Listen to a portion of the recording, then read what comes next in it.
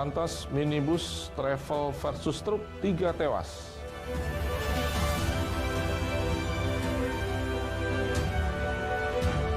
Polemik Piala Dunia U20 Gubernur Sumatera Selatan ikut keputusan negara. Masjid Agung As-Salam Kota Lubuk Linggau menjadi destinasi wisata religi.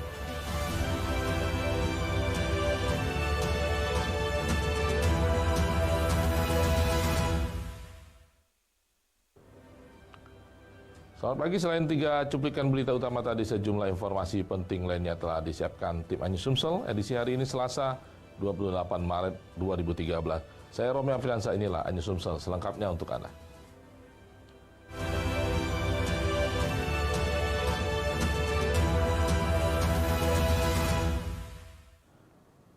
Pemirsa, 3 orang tewas di tempat setelah kendaraan travel minibus yang ditumpangi mereka bertabrakan dengan dam truk di Jalan Lintas Batu Raja Prabu Muli.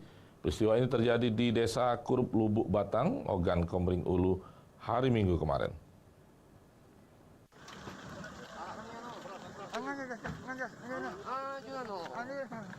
Inilah video amatir detik-detik usai kecelakaan minibus travel dengan nomor polisi BG 1609ZV yang melaju dari arah Batu Raja menuju Prabu Muli dengan dam truk dari arah berlawanan. 3 orang dilaporkan tewas di lokasi lantaran terhimpit pada bagian kendaraan sebelah kanan bagian belakang supir. Kondisi kendaraan minibus yang mengangkut para mahasiswa dan pelajar yang hendak menuntut ilmu ke Kota Palembang itu ringsek. Kendaraan tersebut mengalami kecelakaan di Desa Kurup Lubuk Batang Oku. Diduga sopir menghindari lubang yang berada di kawasan itu dan tidak bisa mengendalikan laju kendaraan hingga terjadi tabrakan. Sopir minibus selamat, sedangkan 3 penumpang lainnya tewas di tempat dan penumpang lainnya selamat meski mengalami trauma. Berangkat dari mana, Bu? Berangkat dari Semidang Haji, Tebing Kampung. Tebing Kampung jam? Jam 8 nggak salah tadi. Berangkat dari sana, naik mobil ini. Naik mobil tadi. Sekarang DRS, Bu. Tempat uaknya trauma, maaf. Tapi alhamdulillah tidak apa-apa. Aku cuma diri dikit sini. Duduk di bagian mana, Bu, sekali, Bu? Bagian pinggir baru masuk itu. Oh, pinggir ke sini ya. Oke. Lokasi tersebut terdapat lubang yang cukup dalam, yang mana di salah satu kendaraan tersebut dari lubang dengan kecepatan yang cukup tinggi sehingga terjadinya kecelakaan. 2 kendaraan yang terlibat kecelakaan dievakuasi oleh petugas ke kantor Satlantas Polres Oku. Polisi masih mendalami laka lantas ini dengan meminta keterangan saksi termasuk sopir truk dan beberapa korban yang selamat. Dari Ogan Komering Ulu, Widori Agustino Ainus melaporkan. Seorang pria pejalan kaki ditemukan warga terkapar pingsan di Jalan Raya Kelurahan Silaberanti, Palembang, jelang berbuka puasa. Korban dibawa ke masjid, kemudian meninggal dunia. Keluarga korban histeris melihat keluarganya terbujur kaku.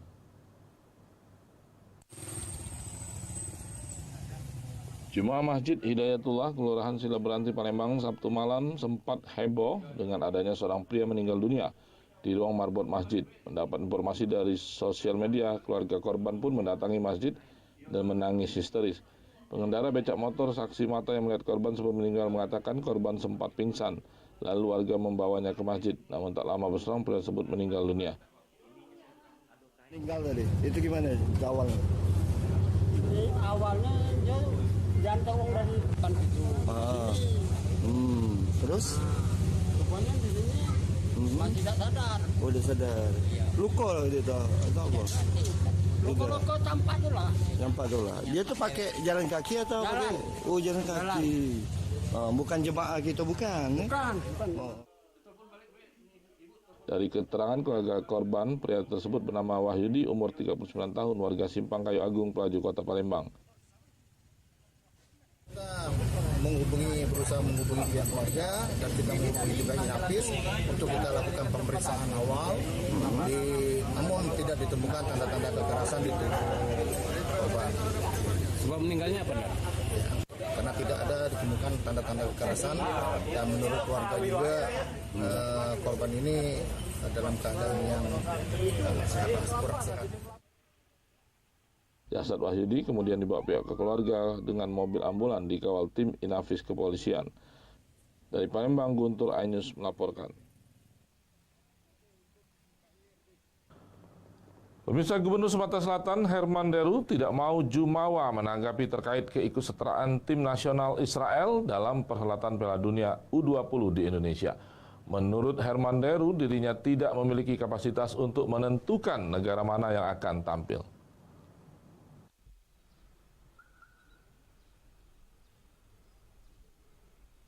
Penolakan keikutsertaan timnas U20 Israel di Piala Dunia U20 yang berlangsung di Indonesia secara tegas sudah disuarakan Gubernur Bali Iwayan Koster dan Gubernur Jawa Tengah Ganjar Pranowo. Namun Gubernur Sumsel Herman Deru menegaskan akan tunduk pada keputusan negara. Menurut Deru, kebijakan antar negara itu ada di negara. Tentu negara telah memikirkan hal tersebut. Sumsel akan mengikuti kebijakan negara. Deru menilai polemik Israel merupakan urusan politik luar negeri Indonesia. Meski tidak memiliki hubungan diplomatik dalam ajang sepak bola, semua berlaku universal di luar hubungan politik. Deru tak ingin persoalan ini menjadi komoditas politik, padahal kepastian Palembang sebagai tuan rumah Piala Dunia belum diputuskan FIFA. FIFA masih melakukan penilaian kelayakan stadion di Indonesia menjelang Piala Dunia. Setiap stadion mendapat catatan FIFA, kemungkinan stadion yang dinilai tidak siap akan dicoret. Tentu negara juga sudah memikirkan itu. Kita di daerah tentu akan mengikuti kebijakan negara. Mbak, mengenai tuan rumah kita berpeluang nggak? Itu tadi kalau menurut syarat fisik infrastruktur boleh dibilang 99% gitu berpeluang. Tapi kan kita nggak tahu, kembali lagi kebijakan negara ya. Dari hasil kunjungan FIFA. Herman Deru pun mengaku tidak ingin memperkeruh suasana yang terjadi. Dirinya menyerahkan keputusan itu ke pusat hingga ada keputusan dari FIFA dan pemerintah Indonesia. Dari Palembang, Bambang Irawan, iNews melapor. Pemirsa, tetaplah bersama kami. Kami akan segera kembali dengan informasi Wali Kota Palembang buka Bazar Ramadan Digital.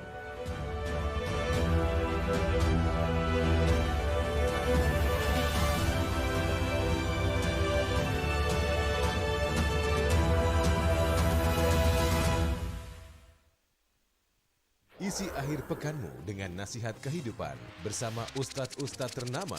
Jazauhu inda rabbihim ala wahnin wa fisaluhu fiha. Kalian benar-benar cinta kepada Allah, ikuti Syarat manfaat dan inspirasi. Wajadilhum billati hiya ahsan. Insya Allah dakwah akan tercapai. Allah tuh laknat orang-orang laki-laki yang nyerupai perempuan, apalagi pindah kelamin. Cahaya Hati Indonesia, Sabtu dan Minggu pukul 12 siang di iNews. iNews Prime malam hari. 5 anggota Polri bukti melanggar kode etik. Tewasnya Brigadir Yosua, MD dipanggil DPR. Menggali informasi secara mendalam. 12 saksi dihadirkan dalam sidang. Korban nolak permohonan perlindungan. Korupsi 78 triliun rupiah. Membahas isu terhangat dengan narasumber yang kompeten. Persiapkan untuk pembunuhan terencana. Telah terjadi tembak-menembak. Polisi dianggap masih menutup-nutupi. iNews Prime, Senin sampai Jumat pukul 9 malam. Live di iNews.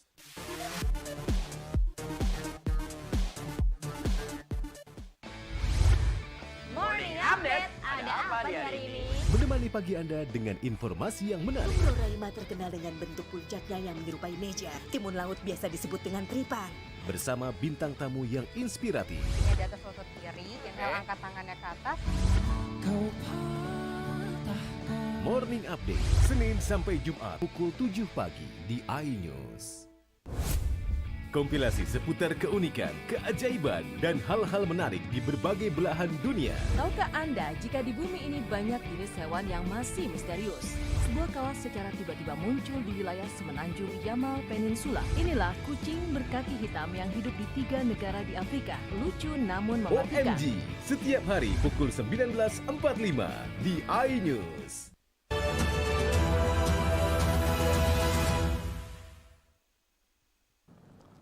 Pemirsa, Wali Kota yang didampingi Wakil Wali Kota Palembang dan Ketua TPPKK membuka Bazar Ramadan Digital. Bazar ini diharapkan mampu menekan inflasi pangan yang terjadi di bulan Ramadan dan menjelang Idul Fitri.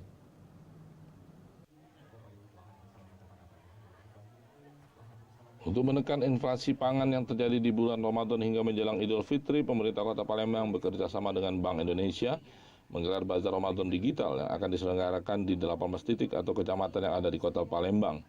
Bazar ini dilaksanakan mulai tanggal 24 Maret hingga 19 April 2023. Kecamatan Kemuning membuka Bazar Ramadan pertama di tahun 2023 dihadiri langsung oleh Wali Kota Palembang, Wakil Wali Kota Palembang dan Ketua Tim Penggerak PKK Kota Palembang. Kemudian ada juga Kepala Dinas Perdagangan Kota Palembang dan Camat Kemuning.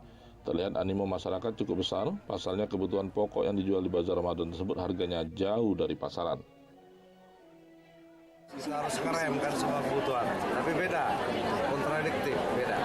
Banyak isu permintaan, kayaknya sering sekali terkait dengan kebutuhan pokok, sampai terjadi inflasi dalam rangka itu.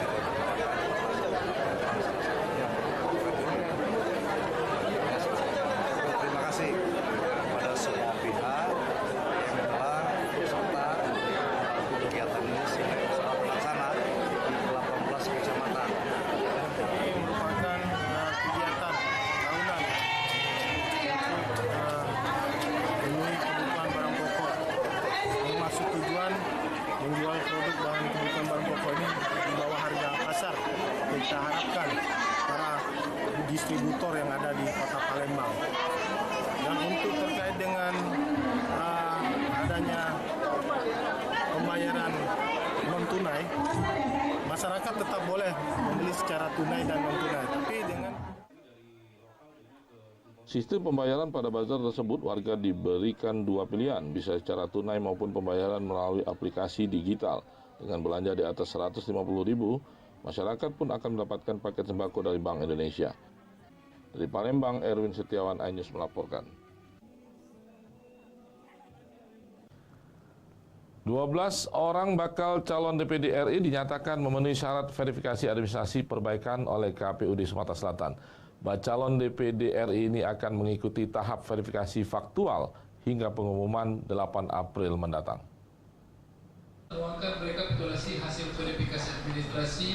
Komisi Pemilihan Umum Daerah Provinsi Sumatera Selatan mengumumkan 12 orang nama bakal calon DPD RI memenuhi syarat verifikasi administrasi setelah dilakukan perbaikan. Ke-12 orang nama bakal calon DPD RI ini sempat dinyatakan tidak memenuhi syarat dan dilakukan perbaikan ulang akibat jumlah kurang 3.000 dukungan masyarakat se-Sumatera Selatan. Setelah dilakukan pleno rekapitulasi di KPUD Provinsi Sumatera Selatan, selanjutnya akan menyerahkan data dukungan bakal calon DPD RI ke KPUD Kabupaten Kota di Sumatera Selatan. Kemudian dilanjutkan proses tahapan verifikasi faktual kebenaran dukungan masyarakat terhadap calon DPD RI tersebut. Setelah dinyatakan memenuhi syarat, maka KPUD Sumsel segera mengumumkan nama-nama bakal calon DPD RI menjadi calon DPD RI pada peserta pemilu 2024 mendatang. Bahwa ini adalah verifikasi faktual terakhir. Dan kalau seandainya verifikasi faktual ini mengakibatkan jumlah dukungan calon itu di bawah 3.000, maka otomatis pada saatnya nanti yang bersangkutan tidak akan ditetapkan sebagai bakal calon anggota DPD. Sejauh ini berapa banyak di total? Sekarang yang sudah mendaftar 22, yang sudah MS verifikasi administrasi dan faktual ada 10. Ya, jadi perpak pertama kemarin kan kita sudah lulus sekitar ada data 2053 data. Nah, nanti ditambahkan dengan data perpak yang kedua ini berapa yang akan hasil yang akan lulus, maka akan ditambahkan perpak pertama dan perpak kedua seperti itu. Totalnya minimal berapa banyak? Kalau dari KPU minimal 3.000. Jadi total perpak pertama dan perpak kedua itu ditambahkan minimal 3.000. Apabila kurang maka kita tidak bisa melanjutkan lagi untuk proses pendaftaran bakal calon DPD RI. Selain 12 nama tersebut, terdapat 10 nama calon DPD RI yang telah dinyatakan memenuhi syarat pada tahapan verifikasi administrasi dan verifikasi faktual yang dilakukan Komisi Pemilihan Umum. Jika ke-12 nama calon ini ke depan juga memenuhi syarat, maka calon DPD RI dari Sumatera Selatan sebanyak 22 orang. Dari Palembang, Muhammad Rizal Falevi, iNews melaporkan. Pemirsa, warga Organ Ilir dihebohkan dengan kemunculan tasawuf makom hakiki yang dipimpin Raja Adil. Diduga ajaran ini merupakan aliran sesat.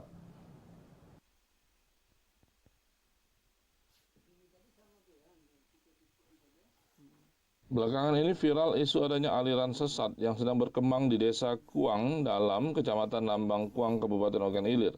Aliran itu yakni tasawuf makom hakiki mutlak yang dipimpin atau dikembangkan oleh Rosidi alias Sidik yang konon diberi gelar Raja Adil. Menurut pengakuan Sidik, tasawuf yang dipimpinnya bukan merupakan aliran ataupun kelompok yang bertentangan dengan ajaran Islam seperti halnya isu yang beredar, melainkan merupakan petunjuk dari Allah. Sejak tahun 1982 dirinya istiqomah melakukan sujud syukur mendapatkan karunia dari Allah. Hal serupa juga dilakukan oleh mendiang ayahnya yang wafat pada tahun 2010 lalu.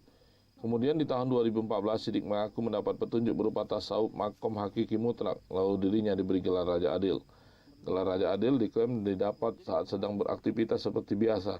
Sidik pria 65 tahun ini bertekad menjalankan ibadah sesuai syariat Islam. Menurut Sidik tidak ada perbedaan antara tasawuf makom hakiki mutlak dengan ajaran Islam yang ada. Semuanya sama saja. Sholat 5 waktu, ibadah, doa, puasa, sedekah. Semuanya tidak ada yang berubah. Tidak ada yang dikurangi maupun ditambah, tidak melanggar akidah. Saat ini ada 4 pengikutnya. Apa respon Bapak ketika ini di luar banyak disebut aliran sesat, segala macam. Tanggapan Bapak, cak mana? Oh, itu tanggapan aku ada. Kalau menurut dasar hukum Al-Quran walaupun hadis, sudah menyalahi orang. Nah ini. Kalau menurut dasar hukum. Tapi, itu pada syariat ni. Pada hakikat aku salah aku nak nyalahi orang itu. Tidak dibenarkan. Oleh Allah SWT aku nak nyalakan orang itu. Majelis Ulama Indonesia Organ Ilir juga menyatakan jika aliran yang dianut oleh Sidik adalah aliran sesat, masyarakat dihimbau untuk tidak mengikuti aliran tersebut. Dari Organ Ilir, Fitriadi iNews melaporkan. Masjid Agung As-Salam Kota Lubuk Linggau menjadi destinasi wisata religi. Informasinya kami hadirkan sesaat lagi.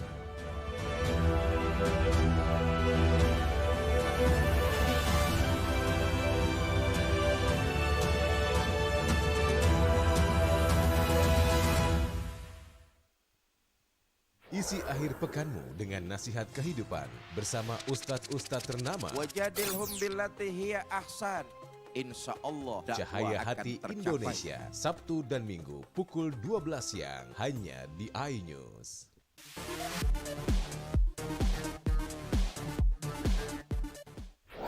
Berita menarik dan faktual kami hadirkan untuk Anda. Lokasi Formula E dan bagus juga untuk Indonesia akan disiarkan di seluruh dunia. Jutaan warga memberikan penghormatan terakhir bagi serta dialog komprehensif bersama narasumber. Harga minyak goreng curah dari telahan Satgas Pangan. Presiden Joko Widodo merombak besar-besaran susunan bagaimana situasi terkini. Api dan kepulan asap membumbung dari iNewsroom, Senin sampai Jumat pukul 5:30 sore hanya di iNews. Beda. Kita nongkrongnya di restoran yang sudah berjualan lotongoh abad. Penasaran? Penasaran? Rasanya unik dan haknyes. Kita uak-uak ame daun-daunnya, daging ikannya. Kelaparan bikin kamu makin lapar. Senin sampai Jumat pukul 8 pagi hanya di iNews. Morning Update, ada apa di hari ini? Menemani pagi Anda dengan informasi yang menarik. Pulau Raima terkenal dengan bentuk puncaknya yang menyerupai meja. Timun laut biasa disebut dengan tripan. Bersama bintang tamu yang inspiratif. Ini di atas lutut kiri, tinggal angkat tangannya ke atas. Morning Update, Senin sampai Jumat pukul 7 pagi di iNews.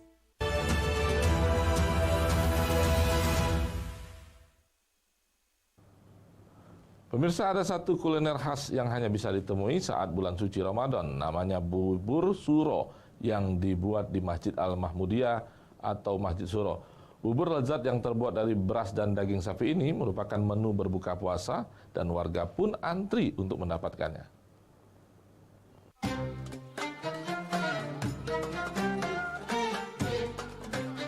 Jelang berbuka puasa, puluhan anak-anak dan masyarakat membawa mangkuk ramai mengantri untuk mendapatkan bubur suro. Bubur suro dibagikan pengurus Masjid Al-Mahmudiyah atau Masjid Suro di Kelurahan 30 Ilir, Palembang.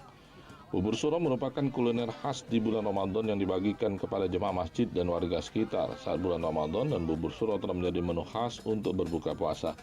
Bubur dibuat dari bahan utama beras dan daging sapi. Untuk pembuatan 500 porsi bubur dibutuhkan 5 kg beras yang telah direndam selama 5 jam. Lalu 2 kg daging sapi dicampur aneka bumbu dan rempah-rempah. Agar lebih nikmat ditambahkan irisan daun seledri dan daun bawang, aduk semua bahannya hingga merata. Untuk menghindari gosong, bubur harus selalu diaduk terus-menerus secara bergantian. Pembuatan bubur Suro berlangsung sekitar 2,5 jam. Jadi setiap tahun kita adakan 2 kali. Jadi kalau bulan Ramadan selama 29 atau 30 hari. Nah, selebihnya itu untuk 10 Muharram kita bagikan kepada anak yatim. Untuk bulan Ramadan kita berikan, kita bagikan kepada yang datang untuk berbuka dan kepada masyarakat umum yang berada di sekitar Masjid Satu. Ini ambek bubur setiap tahun di sini ada pembagian bubur. Bubur apa nih? Ini bubur kari ini kayaknya. Kari ini kari tadi. Sini sama untuk berbuka puasa. Dapatnya berapa banyak ini? Biasanya 2 setokan gitu, 2 sendok.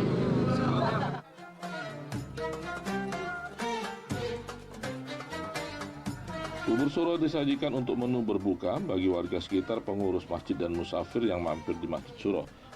Dari Palembang, Muhammad Reza Falevi, iNews melaporkan.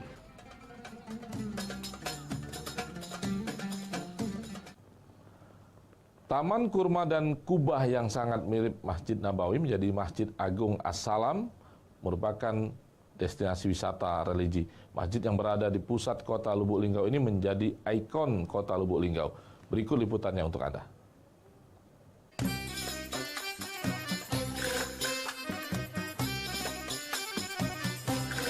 Inilah suasana Masjid Agung As-Salam, masjid terbesar di kota Lubuk Linggau. Berlokasi di pusat kota, tepatnya di Jalan Garuda, Kelurahan Pasar Pemiri, Kecamatan Lubuk Linggau Barat 2. Masjid ini memiliki luas tanah sebesar 10.000 meter persegi, dibangun pada tahun 1997 lalu. Pembangunan Masjid As-Salam pertama kali didirikan masa kepemimpinan Haji Nanang Ali Solihin. Bupati Musirawas kemudian dirampungkan Bupati Musirawas Haji Rajab Semendawai pada tahun 1997.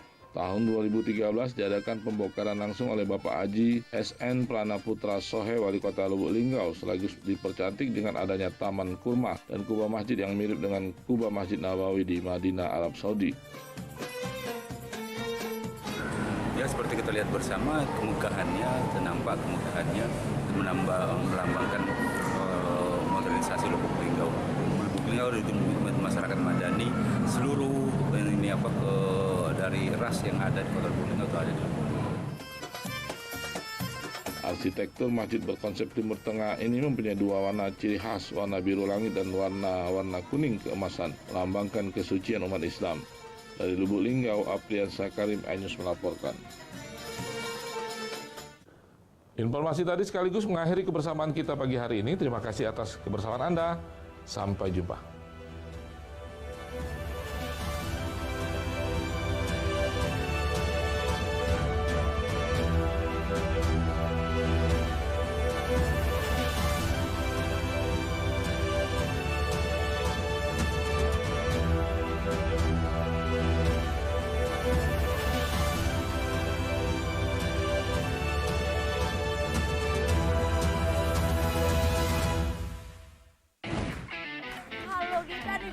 Kita nongkrongnya di restoran yang sudah berjualan lotongoh abad. Penasaran?